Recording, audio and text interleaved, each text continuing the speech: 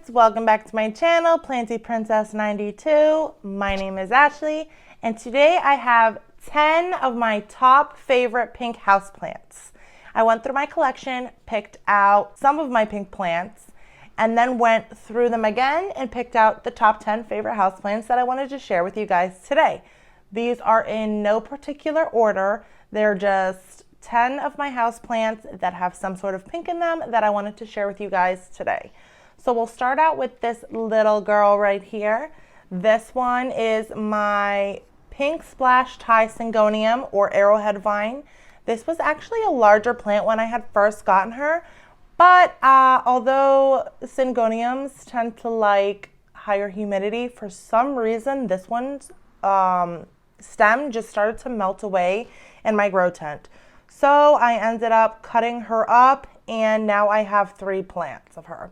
So I'll show you this one since this one is the furthest along and has only, it has pink in all of the leaves, but you can really see it in this one right here. This one obviously I'm growing in LECA and she is loving it. So what I really love about this Thai Pink Splash Syngonium is the way the pink just sort of pops in the leaves. It's kind of like, and when I say confetti, I'm not referring to the pink confetti Syngonium. It's just like big splashes of confetti that kind of just burst in the leaves, and I really, really love that. I also love the shape of Syngoniums in general, so I think the color of this with the shape of the leaf really does complement the whole plant. You can kind of see a little pink coming in on these other 2 leaves, of course, but they're not as far along as this one is. And this one did look like those other 2, so I'm very, very confident that that the other 2 will eventually turn out like this beautiful one right here. Next up, we will go with the pink polka dot plant. This polka dot plant also comes in reds, whites, and I'm not sure if it comes in any other colors, but obviously it comes in pink as well. I obviously chose the pink one because pink is my favorite color, and I really just love how splashy the leaves are. They start out really speckled, like, you know, these leaves here, and as they get more mature, the pink just kind of bonds together and you have nearly a whole pink leaf. It's like the variegation switches, and instead of it being mostly green with a little bit of that pink splash, it's mostly pink with a little bit of green splash.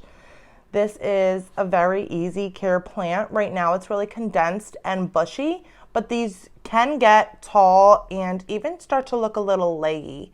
Obviously you can take care of that by pruning them back. You can keep them like this. I had one previously that did get pretty tall, and it did look really nice because it did not get to the point where it started to look leggy, but it was about this high. And that also looks pretty neat for this plant as well. Next, I'm going to show you another one that kind of looks a little similar to the polka dot plant. So this is a FITTONIA, also known as the nerve plant. This one also comes in, I believe, white and red, and obviously also pink.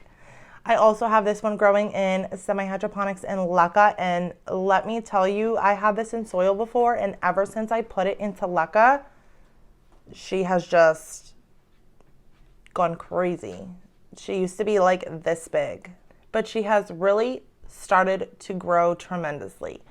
So what I really, really like about these plants is the way the venations are what's pink in this plant, and how they just spread out like a subway system through the leaves. It's so awesome. And the more light you give this plant, the pinker they get. As you can see from the bottom here, they weren't as pink. And as you get to the top, the pink really starts to pop, and you even get a little bit of white in that center there, which also looks really amazing. Next, we're gonna step it up a notch, and I couldn't leave this one out of this video, the Pink Princess Philodendron. Now, this plant was also bigger when I had it. I propagated 2 or 3 cuttings of this, so now it's obviously only a 3-leafer growing in its 4th leaf. I have the other 2 or 3 plants, I can't even remember at this point, in the bigger grow tent, the VivoSun grow tent that I have set up in my mother's house. So I don't have them here with me today, so that's why I am only showing you this one here. This one actually has the least amount of pink in it. It's the mother plant that I propagated the others from, and these were the original leaves that came on this plant when I had it. The leaves have gotten much, much pinker since the light I have been providing it has been a lot more sufficient for this plant. But if you can even see here in this new leaf how pretty the pink gets in this plant. Also, what's really awesome is that leaves can come in a half moon with half pink, half green, and that also looked awesome as well. You can even see in this leaf here that even some of the variegation gets a little bit white or lighter, so it's almost like a multi-variegation colored plant, which is so gorgeous. This is definitely one of my favorites, and I also really like that the stem, it's more of like a maroonish burgundy, but obviously that's some simulation of like a pink tone, so it's just amazing. Here we have a rubber tree. This is the, I get them all confused, the ruby, I think that's what it's called. I know there's a Taneki, the burgundy, and I think this one is the ruby. On the Taneki, the leaves it's also a little variegated, and the leaves come in with a tint of pink to them, but that fades. On this one, they stay. So I love how the edging of this beautiful variegated leaf remains pink, and it's so bright and beautiful. It complements the rest of the variegation that are on all of these leaves. This is another very beautiful, easy care plant.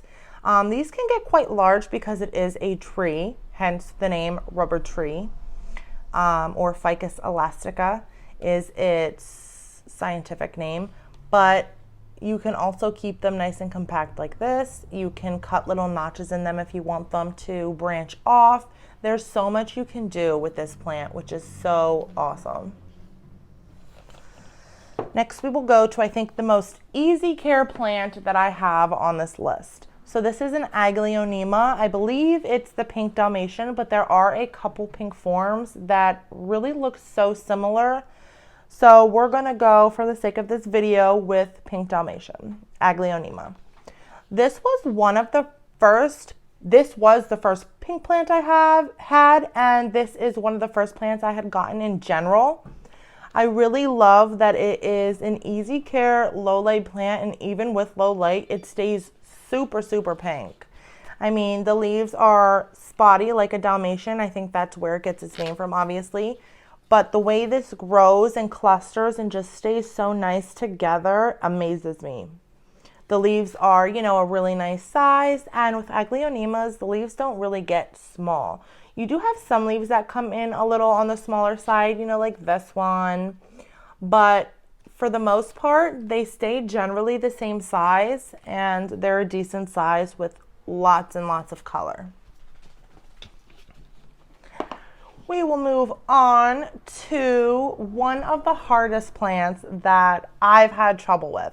I know a lot of people say these are super easy, but this was one of my first ever begonias. So this is a Begonia Rex hybrid. I got this and another begonia, which was the Begonia Glitter. That one ended up dying off, and that one actually had more pink than this one did. But this one has like a pinkish purple, and it's like a little iridescent if the light hits it the right way, which is what I love, love, love about this plant. This plant, when I first got it, it was full like this, but it died down to like literally 2 leaves. And I didn't know what I was doing wrong. I read that they liked, you know, damp soil. They liked high humidity. So I bought a little terrarium for it. Well, it was growing mildew. It was just a disaster. So I ended up getting some tips from a friend, and actually a fellow YouTuber, Caleb. And ever since he gave me the tips on how to care for this Rex begonia, it has literally just been thriving. It is amazing. So thank you for those tips because my beautiful pink begonia rex is fabulous. We will go next to the one and only variegated string of hearts. I know everybody has heard of this plant. This was at one time, I think, one of the most trendiest plants on Instagram. Everybody wanted this plant. And for a second there, it got rather expensive. You would pay like $50 to $100 just for a couple cuttings that were like this big. That has died off a little bit, obviously, now that we have all these other crazy expensive plants. But what I love about this one is, although it has pink edging to the leaves around the variegation, it also has really beautiful pinkish purple backs. Let me get one, which I absolutely love. This one does require lots of light to get that effect. The more light it's provided, the more pink / purple it will get. This is actually a faster grower succulent for me. This one has been growing really, really well. When I first got it, it was just those few short cuttings in the top. And after, several months, this is what I got. And I actually propagated a couple of these strands for my aunt that I have propagating currently, so it was even a little bit longer than this. This one I have in an east-facing window with a close south and north-facing window, so it has, bright and direct light all day long, but it really soaks up a lot of that bright morning sun, which I think benefits this plant so nicely. She's beautiful. So I have two more. And I'm going to save, I think, the best one for last. So we'll move on to a caladium. This one is CANDYLAND. Caladium CANDYLAND. This one requires a lot of light too to get really, really pink. So I also have this in an east-facing window. It's enough to keep this plant, growing well and very, very healthy. But I think it needs a little bit more light to kind of get that pink coming out a little bit more, because the leaves that were on it when I first got it were a lot more pink than they are right now. I had a little trouble with this plant at first, but I think I'm finally getting the hang of it because it's really sitting very nicely and I'm not losing any more leaves. This one was kind of like, I don't have any alocasias, but I did have a calocasia, and I heard it's the same as alocasias. Every time a new leaf grows until they get more mature, they also lose a leaf, and that was happening with this. So it was driving me crazy for the longest time. I thought it was me, but it's finally stable. It's growing great, and I really love the splashy, subtle pink variegation spots that it has on these leaves. It almost has the effect of like the white butterfly syngonium with a tint of syngonium pink splash, which looks absolutely stunning. These leaves are so beautiful. And they're big too, which is what I really like. They also have different varieties of green in there, so the colors just really pop. This one has less pink, but you can still see some subtle spots in there. Very beautiful. Last but not least, this is my favorite and most expensive pink plant in my collection. So this is the Philodendron Strawberry Shake. This one was also bigger when I got it, but I cut it in half and now I have two growing. So this one was the bigger of the two. My other one has 2 leaves and it's currently unfurling the 3rd leaf. This one has 4 leaves. And you can see where the 5th leaf will be growing from, but it hasn't quite gotten there yet. What I extremely love about this plant is the different variations of variegation it has.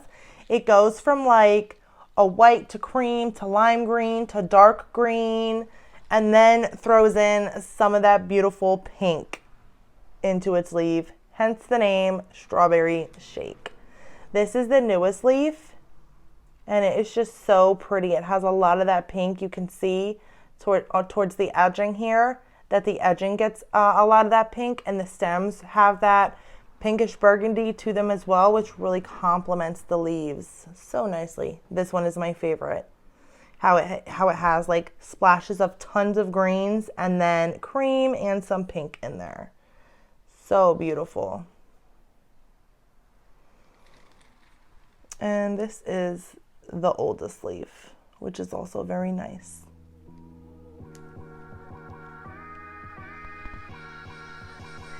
So thank you guys again for joining me in another video. I hope you enjoyed all of my pink plants, and I hope I encouraged you to add some color to your collection as well.